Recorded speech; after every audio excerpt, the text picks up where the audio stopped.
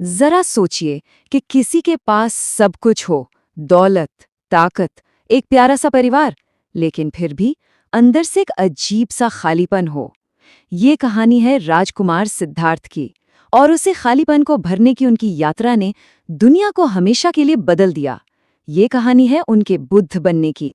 और ये सवाल, ये कोई मामूली ख्याल नहीं था। ये तो एक ऐसी बेचैनी थी जो उनके वजूद की नींव तक को हिला रही थी। तो चलिए हम भी सिद्धार्थ के साथ उस सफर पर चलते हैं जो उन्हें महल की दीवारों से बहुत दूर इस सवाल के जवाब की तलाश में ले गया। तो कहानी शुरू होती है एक आलीशान महल की दीवारों के अंदर। यहाँ एक राजकुमार थे जिनके पास कह सकते हैं कि हर तरह का ऐशो आराम था, लेकिन उनकी आत्मा वो कुछ और ही खोज रही थी, कुछ ऐसा जिसे दौलत से नहीं खरीदा जा सकता। देखिए, 563 ईसा पूर्व में लुम्बिनी में उनका जन्म हुआ। उनका जीवन बाहर से देखने में एकदम परफेक्ट लगता था। वो एक बहुत ही दयालु बच्चे थे, फिर एक पति बने, एक पिता भी बने। लेकिन इस आरामदायक जिंदगी के बावजूद एक सवाल था जो हमेशा उनकी खुशी के आड़े आता रहा कि आखिर ये असली, हमेशा रहने वाला सुख मिलता कहाँ है। अब दिल की इस बेचैनी को और नजरअंदाज करना मुमकिन नहीं था, तो सिद्धार्थ ने एक ऐसा फैसला किया जिसने उनकी किस्मत ही पलट दी।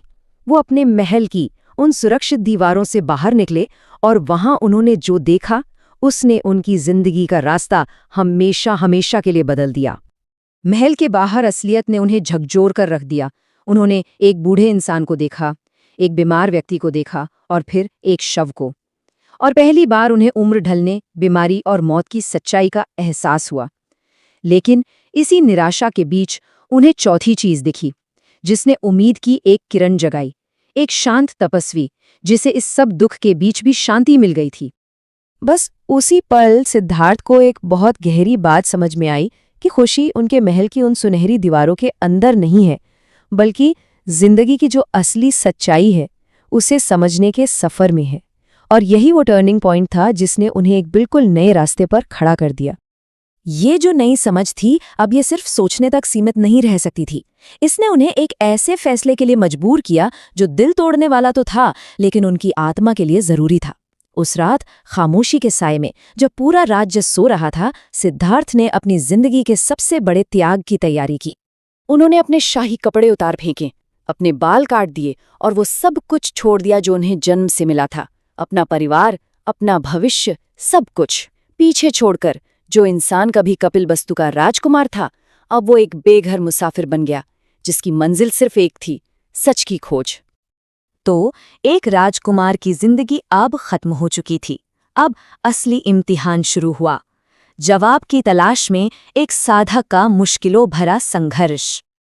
पूरे 6 साल सिद्धार्थ ने खुद को बहुत ज्यादा कष्ट दिए।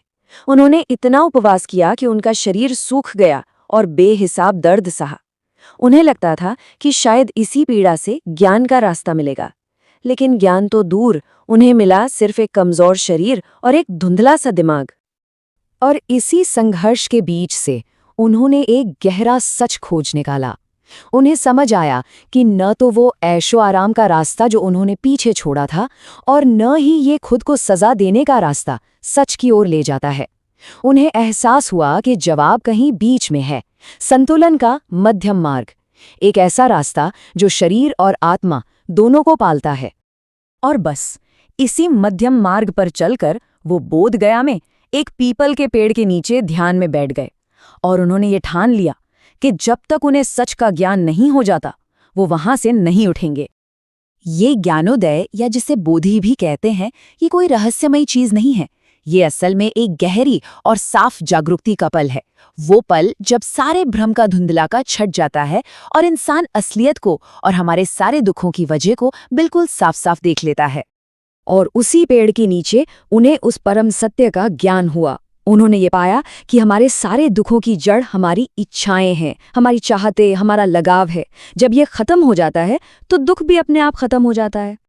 तो ज्ञान मिलने के बाद वो सिद्धार्थ नहीं रहे, वो बुद्ध बन गए, जिसका मतलब होता है जो जाग गया है।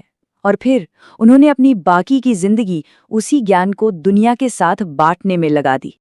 उनकी शिक्षाएं किसी अंधे विश्वास पर नहीं, बल्कि एक प्रैक्टिकल रास्ते पर आधारित थी। उन्होंने 4 आर्य सत्य सिखाए। पहला, कि जीवन में दुख है। दूसरा, उस दुख का कारण हमारा लगाव है। तीसरा, कि इस दुख का अंत हो सकता है। और चौथा, उस अंत तक पहुंचने का एक रास्ता भी है। और वही रास्ता है अष्टांगिक मार्ग, जो हमें जागरूकता, नैतिकता और ज्ञान के साथ जीना सिखाता है।